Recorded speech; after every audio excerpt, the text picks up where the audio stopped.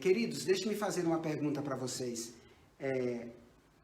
Eu tenho esperança de um dia morar no céu com Jesus. Eu tenho esperança de um dia ver a minha esposa no céu com Jesus. Eu tenho a esperança de ver o meu filho, de ver a minha filha, de ver os membros do meu distrito, de ver os meus avós, os meus pais, as minhas irmãs, os meus familiares, tios, sobrinhos. Eu tenho esperança de vê-los um dia na eternidade. Eu tenho esperança de ver cada membro de cada distrito que eu passei até hoje. Eu oro pelo meu primeiro distrito, até hoje. Lá no distrito que a irmã Esté hoje ainda mora, o distrito de Águas Lindas. Eu oro por aquelas pessoas que estão firmes na fé, por aquelas pessoas que saíram da igreja. Eu oro para que Deus traga essas pessoas de volta. Isso já há mais de 20 anos que eu passei lá, em Águas Lindas. Mas eu oro pelos irmãos. Eu oro pelo distrito, pelas pessoas lá de Goiânia, lá de Sobradinho, lá de Atibaia, aqui de São José, do Parque Industrial, aqui do Parque Novo Horizonte. Eu oro por todas as famílias de madrugada. Eu tenho o hábito de levantar de madrugada e orar e suplicar a Deus. Então, queridos, por quê? Porque eu tenho essa esperança latente no meu coração de um dia estar no céu com Jesus. Agora, a pergunta que eu faço para você é: se vocês e eu temos essa esperança no nosso coração de um dia morarmos com Jesus, o que Deus sonha para você e para mim? O que Deus espera de você e de mim? Se nós temos um sonho, mas você tem que ter esse sonho com sinceridade. Eu tenho certeza que eu estou falando com mães que estão suplicando pelos filhos. Eu tenho certeza que estou falando com pais que estão suplicando pelos filhos. Filhos que estão suplicando pelo seu pai, pela sua mãe, filhas que estão suplicando. Queridos, eu já falei para vocês e vou tornar a repetir. Nós precisamos levar a Bíblia a sério. Todas as pessoas que realmente se encontrarão preparados ou preparadas para a volta de Jesus irão levar a Bíblia a sério. E a Bíblia, ela não brinca, ela diz o seguinte. Eu quero que você abra, para não dizer que eu vou falar, não. A Bíblia vai falar. 1 João, abra sua Bíblia lá no finalzinho da Bíblia. 1 João, no capítulo 3. No capítulo 3. Queridos, olha o que a Bíblia diz aqui. Se você tem a esperança de um dia morar com Jesus, se você tem a esperança de um dia abraçar Jesus, abraçar o seu anjo da guarda, se um dia você tem a esperança de conhecer outros mundos que não caíram em pecado, se você um dia tem a esperança de contemplar a eternidade, de adentrar na eternidade, como eu tenho essa esperança, se realmente nós temos essa esperança, nós temos que tomar uma atitude. A pergunta que eu faço é: que atitude nós devemos tomar, nós que temos essa esperança? Queridos, quem escreveu 1 João, 1º, 2º, 3º João? Quem escreveu o Evangelho de João? Foi João, o discípulo amado. Mas, queridos, olha o que esse discípulo amado escreveu. Olha o que esse discípulo amado escreveu aqui em 1 João capítulo 3, no versículo 3, eu leio assim com vocês. Do 2, a partir do 2 até o 2 e o 3, diz assim, amados. Olha como é que ele chama a gente, queridos. Olha como é que ele chama você e eu. Nós somos amados de Deus. Você que está com Covid e que está me ouvindo agora, eu quero que você tenha certeza que você, mulher, você, homem, você, criança, você, jovem, você é amado, você é amada de Deus. Não é porque você está com essa enfermidade que Deus deixou de te amar, não. Quando Paulo e Silas estavam dentro da prisão, com o corpo todo cheio de hematomas, de terem apanhado, eles estavam dentro da prisão, mas o anjo de Deus estava ali com eles, eles não deixaram de ser amados.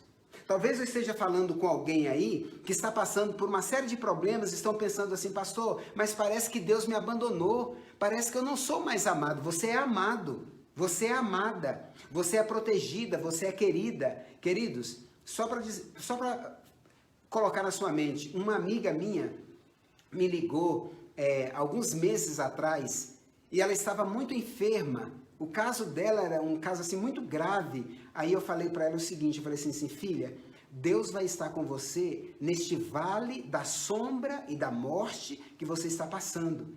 Se porventura Deus permitir que você descanse no Senhor, nós vamos um dia nos encontrar, porque nós temos essa esperança. Jesus tem as chaves da morte, ele vai te ressuscitar. Se eu descansar também, nós temos esperança que ele vai nos ressuscitar. Aí ela falou assim, pastor, isso me conforta, pastor, eu confio nele, não vou deixá-lo. Aí depois de alguns dias ela descansou no Senhor. Uma menina nova, de 30 e poucos anos, assim, irradiava alegria, ânimo no Senhor, mas ela morreu com este mesmo ânimo. Pastor, eu não vou abandonar o meu Deus, eu vou confiar no meu Deus. Ela morreu confiando. Um dia antes, ou alguns dias antes, ela ainda mandou uma mensagem de voz para mim, bem fraquinha. Ela falou assim, pastor, ore por mim, estou fraca, pastor. Aí eu mandei outra mensagem já com uma outra oração para ela. Queridos, a nossa vida, enquanto nós estivermos aqui neste vale de lágrimas, nós vamos passar por tribulações, por angústia, por momentos de felicidade, momentos de depressão, muitas vezes momentos de dor, momentos de indecisão, mas não importa o que vai acontecer com você e comigo, nós temos que permanecer firmes do lado de Jesus. Jesus, quando ele clamou a Deus, Deus meu, por que me desamparastes? Onde estava Deus? Ao lado dele ali na cruz, na escuridão, mas Deus não se mostrou para ele naquele momento. Por isso que Jesus clamou, onde está o Senhor, meu Deus? E muitas vezes a gente clama assim também, mas eu quero que você saiba que você é amada, você é amado de Deus. Tá bom? É assim que ele começa, 1 João 3, versículo 2, é assim que ele começa a dizer, olha como é que ele fala aqui, olha, amados, agora somos filhos de Deus. Queridos, qual é o filho de Deus que não sofre? Qual é o filho de Deus que não passa pelo vale da sombra da morte? Muitos filhos de Deus morreram queimados, muitos filhos de Deus morreram enforcados, muitos filhos de Deus morreram de morte terrível. Mas eles não abandonaram Deus por causa da morte, por causa do sofrimento, por causa da dor, por causa da angústia.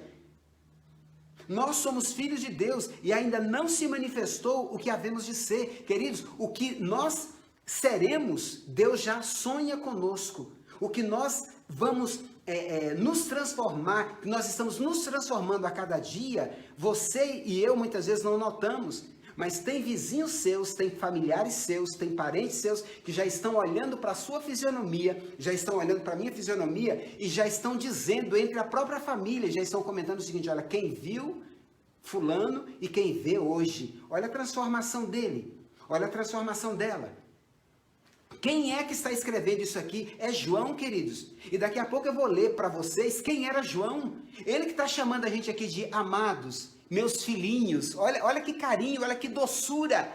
Por quê? Porque ele foi transformado pela graça. Entenderam? Olha como é que ele diz aqui, olha. Ainda não se manifestou o que haveremos de ser. Sabemos que quando ele se manifestar, seremos semelhantes a ele, porque haveremos de vê-lo como ele é. Queridos, quando Jesus Cristo se manifestar nas nuvens dos céus, ele já vai de cara nos conceder o toque da imortalidade.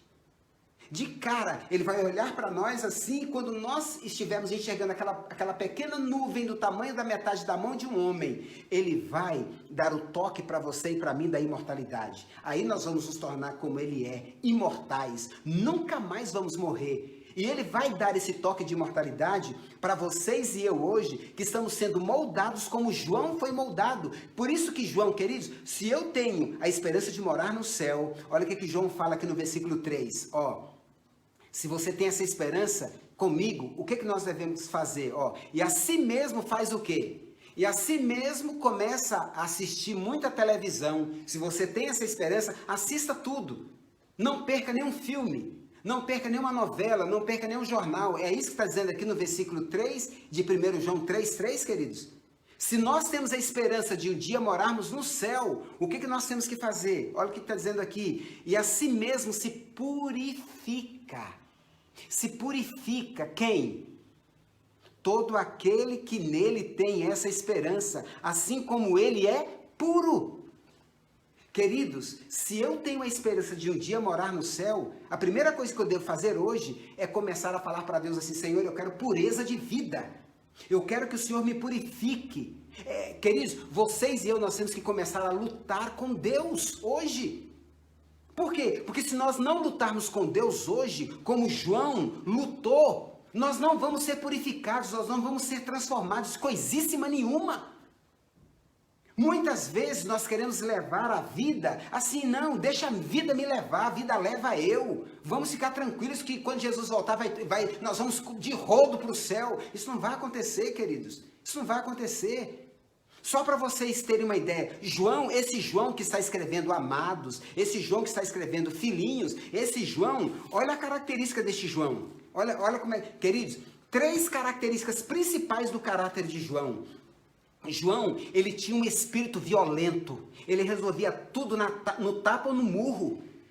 É isso que está dizendo. João, ele tinha um espírito violento. Outra característica de João. João era de temperamento ambicioso. Para ele subir, ele pisava em cima de todo mundo. Ele era violento. Outra característica de João, ele era vingativo. Você fazia alguma coisa com João dentro do coração, e muitas vezes ele sorria para você, mas dentro do coração João falava assim, é desgraça, eu vou te pegar, eu vou te matar, vou te arrebentar. Entendeu? João era vingativo. Talvez eu esteja falando agora para alguém que é igual João antes da transformação. Talvez eu esteja falando para alguém agora que é vingativo, que tem um espírito ambicioso, que é violento. Muitas vezes são pessoas, são ogros dentro da própria casa. Queridos, sem transformação de caráter, sem transformação de vida, eu não vou para o céu. Eu não entro no céu. Santidade ao Senhor deve estar escrito na minha vida e na sua vida.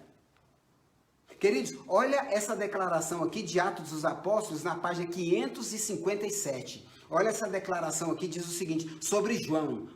João, ele era, dia a dia, em contraste com seu próprio espírito violento, ele observava a ternura e longanimidade de Jesus e ouvia-lhes as lições de humildade e paciência. Queridos, João, ele começou a olhar como ele ficava nervoso facilmente. João, ele começou a observar como ele tinha um espírito violento e ele começou a observar a vida de Cristo. Cristo repreendia João várias vezes. Jesus repreendeu João. Várias vezes, Jesus puxou a orelhinha de João, dizendo o seguinte, filho, assim não. Filho, esse caminho aí não. Filho, você não sabe de que espírito você está sendo possuído agora. Jesus repreendia João constantemente, queridos, e João não ficava nervoso com as repreensões de Cristo. Sabe o que João fazia? Abaixava a cabeça. João recebia as repreensões de Jesus. E aqui diz que, olha o que aconteceu com a vida dele. Ele começou a observar a ternura, ele começou a observar a paciência de Jesus quando ele era xingado, quando ele era humilhado. João, ele começou a contemplar Jesus. Ele começou a contemplar Jesus. E aqui diz o seguinte, João, ele ouvia as lições que Jesus ensinava e interiorizava essas lições no coração. Diz aqui, olha, dia a dia seu coração era atraído para Cristo. Deixa eu fazer uma pergunta para você. Você está entrando em comunhão com Deus todos os dias para que a sua vida, a minha vida, a nossa vida seja atraída para Cristo e nós nos tornemos semelhantes a Ele? Você está tirando tempo suficiente hoje, cada dia da sua vida, para contemplar Cristo? Queridos, olha o que está dizendo aqui, dia a dia, seu coração era atraído para Cristo, até que perdeu de vista o próprio eu no amor pelo Mestre. Ele contemplou tanto a Cristo, que o eu dele foi subjugado, foi morto.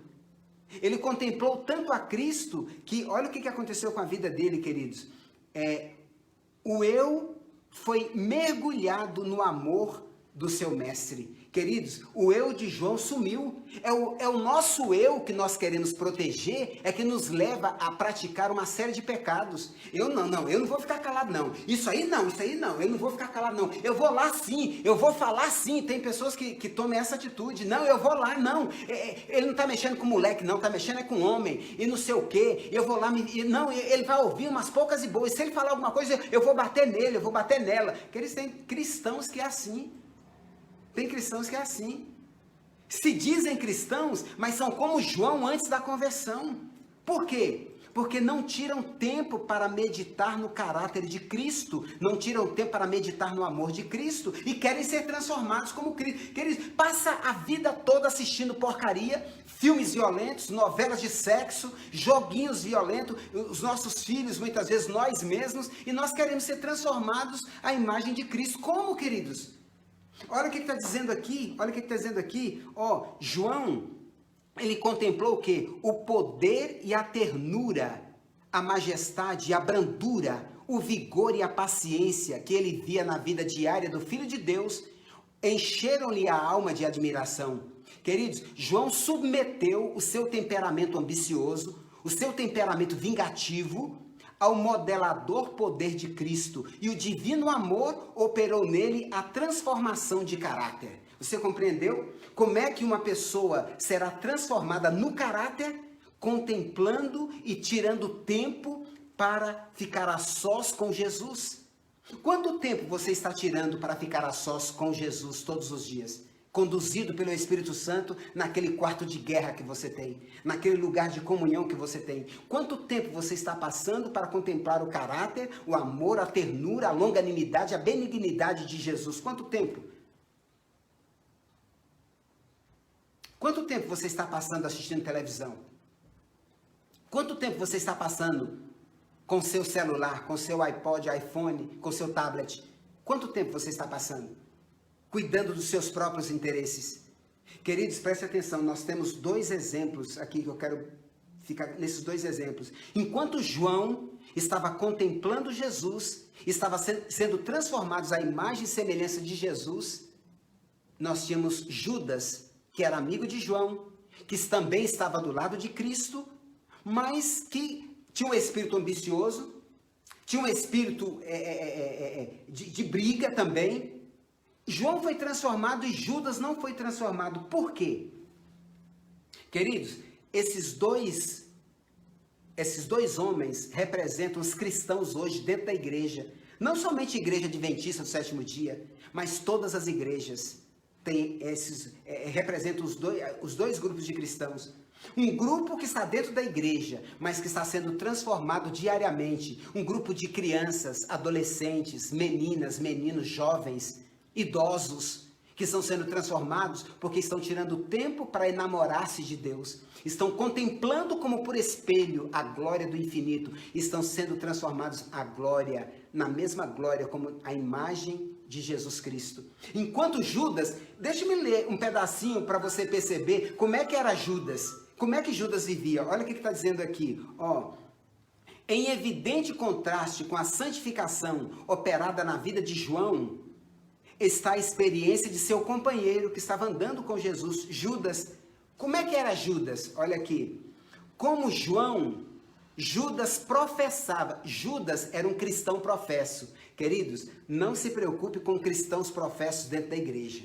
Nós vamos ter esses cristãos professos dentro da igreja. Professam muita coisa. Judas professava ser santo. Judas professava ser honesto. Judas professava ser correto. Judas professava ser melhor do que todos os discípulos. Mas, na verdade, Judas vivia de capa. Judas usava uma capa. Judas só tinha uma capa, uma aparência de cristão. Mas, na verdade, ele não era cristão. Judas precisava ser refeito. Judas precisava cair sobre a rocha. Mas ele não caía. Olha o que Ellen White fala de Judas. Ó, Judas professava ser discípulo de Cristo, mas possuía apenas uma aparência de piedade. Ele não era insensível à beleza do caráter de Cristo. E muitas vezes, ao ouvir as palavras do Salvador, vinha-lhes a convicção, mas ele não humilhava o coração, nem confessava os seus pecados. Queridos, Judas não fazia o quê? Judas não se humilhava na presença de Deus. Judas não confessava os seus pecados. Será que eu estou falando para alguém também aí que não se humilha nunca, não pede perdão para ninguém, nunca perdoa ninguém, não está aí para nada? Queridos, se você não se humilhar, não reconhecer a sua insignificância, igual aquele homem rico lá da Europa, entenderam? Ele saiu da intubação que ele estava com Covid, e o médico falou para ele, deu a notícia para ele: olha, senhor fulano, muito rico, o senhor vai ter que pagar uma quantia, pelo o período que o senhor ficou aqui, o senhor vai ter que pagar uma quantia razoável. Eram alguns milhares de euros. Aí ele falou para o médico o seguinte, olha, ele começou a chorar. Aí o médico olhou para ele e falou assim, o que o senhor está pensando? Ele falou assim, olha, eu sempre tive muito dinheiro, mas eu nunca fui humilde o suficiente para agradecer a Deus pelo ar que eu respiro. Agora eu fiquei aqui esses dias todos entubado e eu tive que pagar, eu estou pagando agora, vou pagar alguns milhares de euros pelo ar que eu respiro, mas eu nunca fui humilde o suficiente para agradecer a Deus pelo ar. Queridos, será que eu estou falando para alguém aqui também que não é humilde, não pede perdão, não perdoa, não se dobra na presença de Deus, não confessa os seus pecados? Pelo contrário, tem pessoas que são tão presunçosos, que são tão arrogantes e pensam que são santos. Tem pessoas, queridos, que são pecadores em essência e falam o seguinte, olha, graças a Deus já tem umas 24 horas que eu não cometo nenhum pecado. Queridos, isso é uma barbaridade, isso é uma blasfêmia contra Deus. Nunca uma língua santa, uma pessoa que realmente está refletindo o caráter de Cristo, vai dizer, olha, eu já estou alguns meses sem cometer nenhum pecado. Olha, eu já estou puro. Olha, eu já estou vivendo vida santa. Querido, se você realmente ama Cristo e Cristo está morando dentro de você na pessoa do Espírito Santo, você nunca vai pronunciar essas palavras. Estou santo, estou sem pecado. Nunca. Aqui no planeta Terra. Nunca. Ainda, com respeito a Judas, ele não se humilhava. Ele não confessava o seu pecado. E outra coisa, olha aqui. Resistindo à divina influência, desonrou o mestre a quem professava amar. Queridos, enquanto João estava se humilhando, olha o que Ellen White diz, ó. João guerreou ferozmente contra suas faltas. João guerreou ferozmente contra suas faltas. Mas Judas violava a consciência e cedia à tentação. Mas se lhe robustecendo os hábitos no mal. Queridos, Judas não conseguia resistir à tentação. Judas falava o seguinte, Jesus está aqui perto de mim, mas ninguém é de ferro, eu vou pegar mais um dinheirinho para mim. E ele metia a mão e roubava. Eu vou fazer isso, e ele fazia. Queridos, Judas era enrolão, Judas vivia de aparência. E a aparência dele era tanto que os discípulos todos respeitavam Judas. Talvez nós tenhamos na igreja aquele irmão, aquela irmã, que também vive de aparência. Mas se você encontrar uma pessoa que vive de aparência na igreja, ore por ela, ore por ele. Ore pelo pastor Eusélio, ore pelos anciões, ore pelos diretores, ore pela liderança da igreja. Por quê? Porque nós temos falhas, nós precisamos da sua oração, nós não precisamos do seu julgamento. Vocês entendem o que eu estou dizendo para vocês, queridos? Enquanto João estava lutando ferozmente para vencer cada defeito de caráter, cada pecado acariciado, João estava ali lutando, chorando na presença de Deus. Judas, ele falou, não, Jesus aceita qualquer coisa. E ele não confessava, ele não se prostrava. Olha outra coisa aqui interessante, queridos. Olha outra coisa interessante. A prática das verdades que Cristo ensinava não correspondia aos seus desejos e propósitos. E ele não podia renunciar às suas ideias para receber sabedoria do céu. Ele mantinha o seu pensamento. Judas não abaixava a cabeça para ninguém. Jesus falava alguma coisa e Judas falava, tá bom, mas Jesus virava as costas e ele fazia o que ele queria. Para Judas, só ele tinha razão, só ele estava certo. Será que você já encontrou algum irmão na igreja ou irmã na igreja que só ele está certo, só ela está certa? Ninguém tem razão, só aquela irmã, só aquele irmão que está certo. Será que você já encontrou pessoas assim na igreja? Queridos, essas pessoas existirão na igreja, esses dois grupos. João, os que estão sendo transformados e que vão morar no céu. E Judas, os que estão dentro da igreja, mas nunca vão se humilhar e vão permanecer dentro da igreja. Mas no final vão perder a salvação. Por quê? Queridos, olha o que está escrito. Olha o que está escrito. Os maus desejos. Judas tinha maus desejos no coração. E o sorriso alegre, sorrindo para todo mundo, mas o coração cheio de besteira, cheio de lascívia, cheio de um monte de coisa. Olha o que diz aqui. Os maus desejos de Judas, a cobiça, as paixões vingativas de Judas, os pensamentos soturnos, tenebrosos, foram acariciados. Judas, ele acariciou tanto esses pensamentos tenebrosos, ele pecava tanto dentro de si. Olha o que aconteceu com ele. até que Satanás alcançou sobre ele pleno controle. Até que Satanás alcançou sobre ele pleno controle. Satanás, ele tomou posse de Judas completamente. Judas estava ali com os discípulos, mas Judas já era possuído pelo diabo, e ele não babava, ele não ficava ali babando, cuspindo, ali, não. Ele estava ali andando com os discípulos, mas era um instrumento de Satanás. Será que pode acontecer isso dentro da igreja também? Uma pessoa está sorrindo para todo mundo na igreja, batendo nas costas e ser um instrumento do diabo? Você quer saber quem é essa pessoa que está dentro da igreja, mas não foi convertida? Língua de cobra, língua de serpente. E olha o que ela diz aqui. João e Judas, João e Judas representam aqueles que professam ser seguidores de Cristo. Os dois grupos, João e Judas dentro da igreja, e nós lidaremos com esses dois grupos até a volta de Jesus. Agora presta atenção aqui, ambos esses discípulos tiveram as mesmas oportunidades de estudar e seguir o divino modelo. Ambos tiveram intimamente ligados a Jesus e experimentaram o mesmo privilégio de ouvir-lhes os ensinos. Ambos possuíam sérios defeitos de caráter e ambos tiveram acesso à divina graça. Aqui agora explica para que serve a graça. Sabe para que serve a graça? Atos dos Apóstolos, página 558. Ambos tiveram acesso à divina graça que transforma o caráter. Para que serve a graça?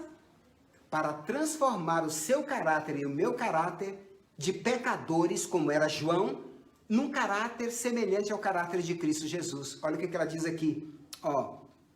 Mas, ao passo que um, em humilhação, estava aprendendo de Jesus, o outro revelava não ser cumpridor da palavra, mas ouvinte apenas. Queridos, na igreja nós temos esses dois grupos. Os que só ouvem e não praticam, e os que ouvem e interiorizam no coração, e quando acaba o sermão, quando acaba, ele vai lá para o quarto, vai lá para um lugar de oração e clama a Deus: Senhor, por favor, me transforma. Por favor, Senhor, por favor, me transforma. Você compreende o que eu estou dizendo para você? Queridos, olha, presta atenção aqui. Morrendo diariamente para o eu, e vencendo o pecado, era santificado pela verdade. João, ele morria diariamente para o pecado. E ele estava vencendo o pecado, e ele estava sendo santificado pela verdade. O outro, resistindo ao poder transformador da graça e condescendendo com os desejos egoístas, era levado para a escravidão de Satanás. E os dois estavam seguindo a Jesus. Então, quando você for decepcionado na igreja por alguém que você, entre aspas, esperava que fosse muito santo ou muito santa, não fique preocupado, queridos. São esses dois grupos de homens e mulheres dentro da igreja, Judas e João. Não se deixe esmorecer na fé por causa de um pastor, por causa de um líder da igreja. Não se deixe esmorecer. Por quê? Porque assim como tem irmãs que são Judas, nós podemos ter no nosso meio pastores também que fazem o papel de Judas. Pastores que pisam na bola. Eu já pisei na bola muitas vezes e pedi perdão, não tenho medo de pedir perdão, não tenho vergonha de pedir perdão, de me humilhar, não tenho medo. E olha o que está escrito aqui, queridos, presta atenção. Uma transformação de caráter, como a que se vê na vida de João, é sempre o resultado da comunhão com Cristo. Queridos, por que João foi transformado? Ele lutou com Jesus. Ele entrou em tanta comunhão com Deus que ele foi transformado. Por isso ele escreveu 1 João 3,3. Se você tem essa esperança de um dia morar no céu, você tem essa esperança? O que ele diz aqui, que eu li com vocês?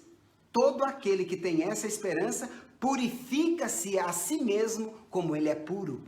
Será que você tem esse alvo de purificar-se a si mesmo como ele, como Jesus é puro? E agora, olha o que está escrito aqui, queridos, presta atenção. Olha, abra sua Bíblia aí, queridos, em 1 João, capítulo 2, versículo 6. João, aquele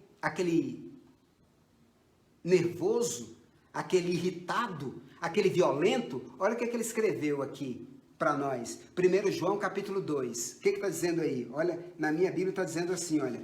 1 João capítulo 2, olha o versículo 6, o que está dizendo aqui. Ó, aquele que diz que permanece nele, 1 João 2, 6. Aquele que diz que permanece nele, esse deve também andar assim como ele andou. Queridos, olha que coisa linda, queridos. Olha aquele ignorante, aquele bruto, aquele nervoso, escrevendo, irmãos, meus amigos, eu vos escrevo para que não pequeis. Mas se alguém pecar, nós temos um advogado perante o Pai, Jesus Cristo justo. Ele foi totalmente transformado à imagem e semelhança de Jesus, João. Queridos, olha o que Ellen White diz aqui, ó. Ele escolheu, João, ele escolheu contemplar Jesus. Ele escolheu imitar Jesus. Como Jesus era santo, ele escolheu também ser santo. Eu pergunto para você, você está escolhendo ser semelhante a Jesus? Você está escolhendo lutar como João lutou ferozmente para vencer cada defeito e se tornar semelhante a Jesus? Queridos, enquanto alguns estão lutando, enquanto alguns estão suplicando, outros não estão nem aí, deixa a vida me levar. Queridos, olha o que está dizendo aqui, olha. Deus só pode ser honrado pelos que professam crer nele quando são conformes à sua imagem e controlados por seu Espírito. Então, como testemunhas do Salvador, podem tornar conhecido a graça divina, o que a graça divina fez por intermédio deles. Queridos, presta atenção aqui, ó. Os que desejam alcançar a bênção da santificação têm de primeiro aprender o que seja abnegação. Eu pergunto para você, será que nós estamos aprendendo a abnegar tempo na presença de Deus? Eu não quero mais deixar de passar um dia sem, no mínimo, 1 hora na presença do Senhor. Será que nós estamos tomando essa decisão? E olha o que Ellen White diz aqui, ó. Nenhum dos apóstolos e profetas declarou jamais estar sem pecado. Homens que viveram o mais próximo de Deus, que sacrificariam a vida, de preferência a cometer conscientemente um ato mau, homens a quem Deus honrou com divina luz e poder, confessaram a pecaminosidade de sua natureza. Eles não puseram a sua confiança na carne, nem alegaram possuir justiça própria, mas confiaram inteiramente na justiça de Cristo. Queridos, essa é a sua função e a minha função. João, ele preferiu ser jogado, a história diz que ele foi jogado dentro de um caldeirão de azeite fervendo, porque ele não negou a Jesus. Ele não negou a Jesus. Mas ele nunca declarou, estou santo, estou sem pecado. Nenhuma pessoa que você vê na Bíblia pronunciou, estou santo, estou sem pecado. Não, por quê? Porque quanto mais uma pessoa se aproxima de Jesus, mais mansa, mais humilde e mais amorosa a pessoa se transforma. Vou repetir. Quanto mais uma pessoa se aproxima de Jesus Cristo, é amado por Deus, mais a pessoa se torna manso, humilde e cheio de amor pelo próximo. A pessoa, sabe o que aconteceu com a vida da pessoa? A pessoa morreu e agora é Cristo que vive através da pessoa. Queridos, o meu desejo para a sua vida e para a minha vida é que a partir de hoje, Deus, ele refaça a nossa vida. Ele torne tudo novo em nós. Que nossa atitude a partir de hoje seja contemplar a Cristo a cada momento, a cada instante. No carro, o nosso som está ligado em Cristo. Na casa, televisão, Novo Tempo, ou CD ligado ali em músicas, em coisas que edificam o caráter. No trabalho, tempo que você tem, Bíblia, um versículo da Bíblia decorando, entenderam? Queridos, vocês e eu, nós vamos refletir Cristo por contemplarmos Cristo. Que Deus nos abençoe, que Deus nos transforme, que Deus nos purifique completamente dos nossos pecados. Mais uma vez, estarei orando por você, meu irmão, minha irmã, que está com Covid. estarei orando de madrugada e Deus vai te tirar dessa situação. E você vai se dedicar completamente a Ele. Tá bom? Deus abençoe a sua família e a minha família. Vamos orar ao nosso Deus. Mais uma vez, Senhor Deus, em nome de Jesus, eu te suplico, perdoa o nosso pecado e nos dê vitória sobre cada um deles, por pensamentos, por palavras e por ações. Nós queremos ser moldados e transformados, como o Senhor fez com João, o discípulo amado. Nós queremos que o Senhor mude completamente a nossa maneira de ver as pessoas, a nossa maneira de tratar as pessoas, e que o nosso melhor cristianismo nós o vivamos dentro da nossa casa, para com a mulher que o Senhor nos deu, para com o homem que o Senhor deu à esposa, para com os filhos e filhas, que nós sejamos cristãos verdadeiros e não professos cristãos como Judas. Pai, nos transforme, que o teu sonho se cumpra a nosso respeito, que nós sejamos reflexos ambulantes de Cristo aqui neste mundo, para que quando Jesus voltar, quer estejamos vivos, quer estejamos descansando, que façamos parte daquele grande exército que vai fazer uma viagem de 7 dias rumo à Canaã celestial. Mais uma vez, Pai, cure os teus filhos e filhas que estão com Covid. Faça brotar dentro deles o ânimo, a alegria, a coragem e a certeza de que vão sair dessa melhor do que antes. Pai querido, converta o coração daquelas pessoas que precisam de conversão. Santifique a nossa vida completamente. Pelo sangue do Cordeiro, te pedimos e te agradecemos. Amém.